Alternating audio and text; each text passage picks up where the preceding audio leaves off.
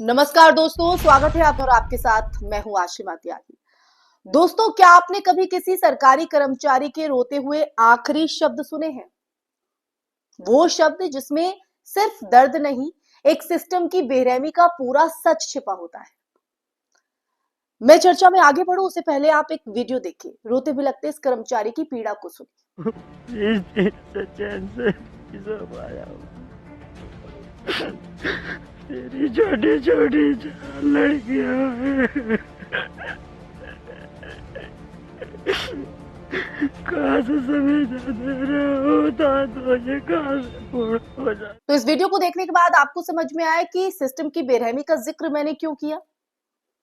मुरादाबाद के एक बीएलओ ने, जो आपको इस तस्वीर में नजर आए, आत्महत्या से कुछ मिनट पहले फूट फूट कर रोते हुए कहा कि मेरी 4 बेटियां हैं, मैं जीना चाहता हूं, लेकिन ये काम मुझसे अब नहीं हो पा रहा। और फिर कुछ देर बाद वो फंदे से लटका हुआ मिला। सवाल ये नहीं है कि एक बीएलओ ने क्यों जान दे दी। असली सवाल दोस्तों ये है कि वो कौन सा दबाव था, कौन सा दबाव जिसने एक जीवित इंसान को अपनी मौत चुनने पर मजबूर कर दिया।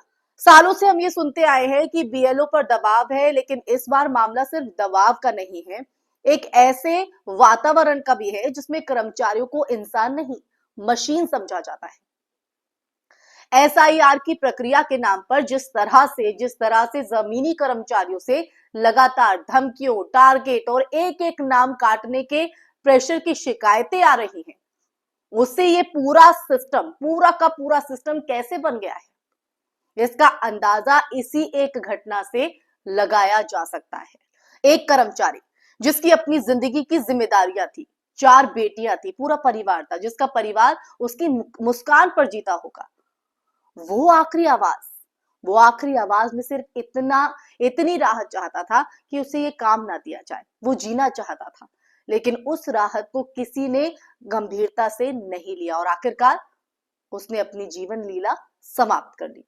मुरादाबाद वाले बीएलओ ने अपने आखिरी ऑडियो में साफ कहा कि मैं काम नहीं कर पा रहा।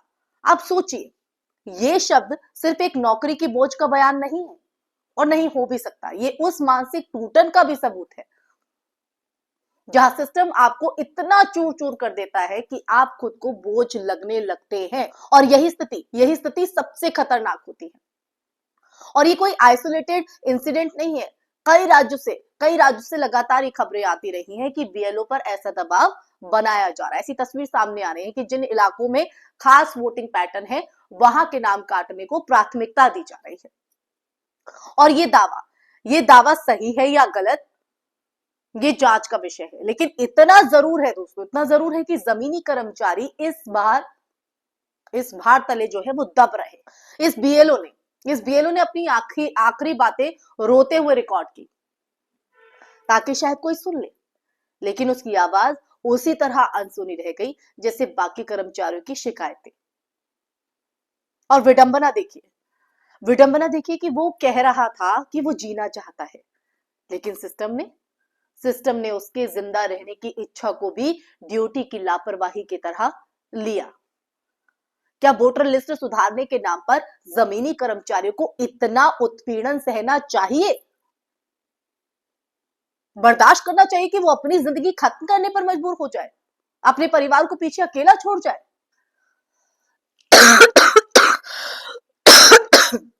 दोस्तों, ये भी समझना जरूरी है कि बीएलओ सबसे निचले स्तर का कर्मचारी है। उसे चुनाव आयोग का आदेश मानना होता है, स्थानीय प्रशासन का दबाव झेलना होता है और लोगों की नाराजगी भी उसी पर निकलती है।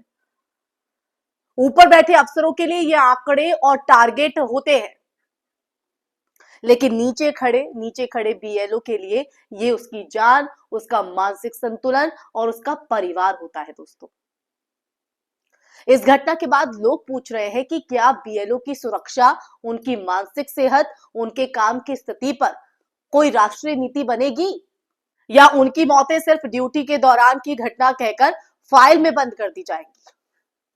अब इस मामले का दूसरा पहलू भी आप समझिए। ये पहलू है, इस मामले का दूसरा पहलू ये भी है कि ये वही समय है जब कई राज्यों में वोटर लिस्ट को लेकर विवाद पहले से चले आ रहा है।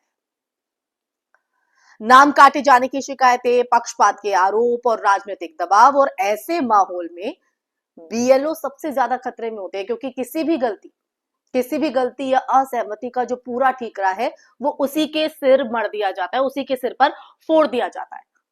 मुरादाबाद वाले बीएलओ की आत्महत्या सिर्फ एक व्यक्ति की निजी त्रासदी नहीं है, ये पूरे सिस्टम की गवाही है कि जमीन पर काम करने वाले कर्मचारी किस हद तक टूट चुके हैं। अब बात करते हैं उससे भी बड़े सवाल की।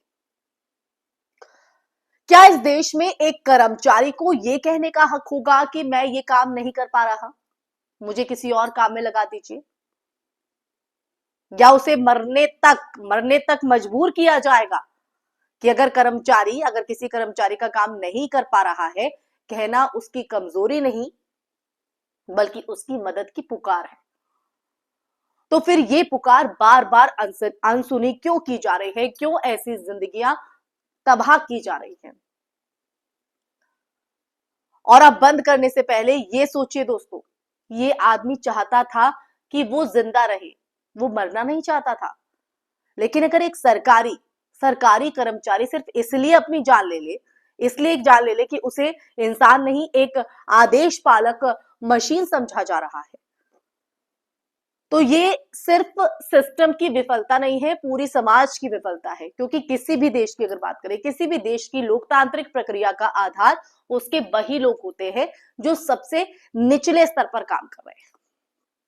और अगर हम उनकी चीख भी नहीं सुन पाए तो फिर हम किस लोकतंत्र की बात कर रहे हैं?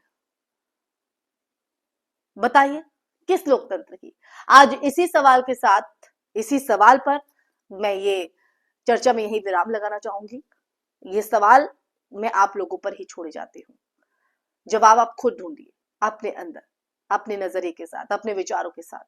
कमेंट बॉक्स में कमेंट करके जरूर बताइएगा सवाल का जवाब। ये वीडियो कैसी लगी, ये सच देखकर आपके मन में क्या विचार है, जरूर साझा कीजिएगा। फिर हाजिर होंगे कि ऐसे ही सच का मुद्दा लेकर। तब तक के लिए अपना ख्याल रखिए। जय हिंद, जय भारत, नमस्कार।